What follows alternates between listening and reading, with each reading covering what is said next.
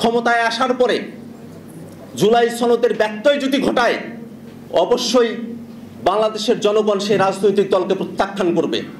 আমরা নির্বাচনের পক্ষে আমাদের অবস্থান ব্যক্ত করি, কিন্তু অবশ্যই সেই নির্বাচনকে, যে বিচার প্রক্রিয়া শুরু হয়েছে সেই বিচার প্রক্রিয়াকে দৃশ্যমান পর্যায়ে উন্নীত করে এবং সংস্কারকে বাস্তবায়নযোগ্য করে তারপরে নির্বাচনের দিকে অগ্রসর হতে হবে। বাংলাদেশে আর যেন কখনো এমন কোনো সময় ফিরে না আসে, এমন কোনো দুঃশাসন ফিরে না আসে যার বিরুদ্ধে বাংলাদেশের মানুষকে রাস্তায় নেমে আবারও জীবন দিতে হয়।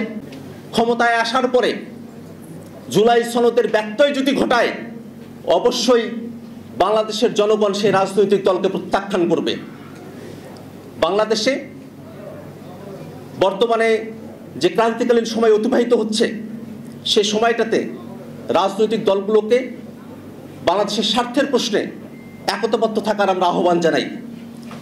বাংলাদেশে যে গণহত্যাকারী ফেসিবাদী আওয়ামী লীগকে তাদের রাজনৈতিক কার্যক্রম নিষিদ্ধ করবার পরে বিদেশি নানা চক্র এবং দেশীয় আওয়ামী দোসররা নানাভাবে দেশের রাজনীতিকে অস্থিতিশীল করে তোলবার চেষ্টা করছে।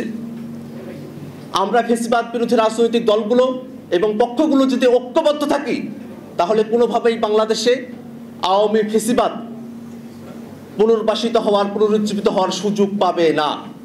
এবং এক্ষেত্রে গণ অভ্যুত্থানের সময়কালে যারা শহীদ হয়েছেন তাদের রক্তের উপরে আমাদের শপথ নিতে হবে যে বাংলাদেশে যেভাবে আমরা ফেসিবাদকে হটিয়েছি, একটি ফেসিবাদী দলকে হটিয়েছি, তেমনিভাবে আমরা যেন ফেসিবাদী কাঠামো এবং সিস্টেমকে হটাতে পারি, বাংলাদেশকে গণতান্ত্রিক রূপান্তরের দিকে এগিয়ে নিয়ে যেতে পারি। এটাই হোক আমাদের সকলের প্রতিজ্ঞা এবং সকলের শপথ।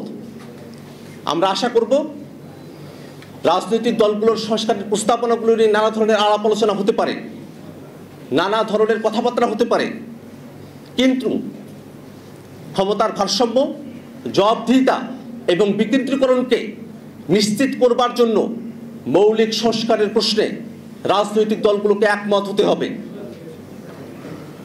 অন্তর্বর্তীকালীন সরকার নির্বাচনের সময় ডিসেম্বর থেকে জুনের কথা বলেছেন। সে সময়কালের মধ্যে যে কোনো সময় নির্বাচন অনুষ্ঠিত হতে পারে।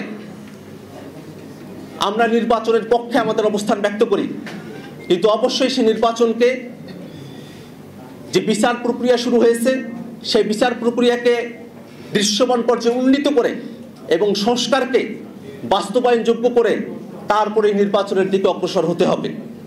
বাংলাদেশে আর যেন কখনো এমন কোনো সময় ফিরে না আসে, এমন কোনো দুঃশাসন ফিরে না আসে যার বিরুদ্ধে বাংলাদেশের মানুষকে রাস্তায় নেমে আবারও জীবন দিতে হয়। এমন কঠিন সময় যেন বাংলাদেশে আর কখনোই না আসে।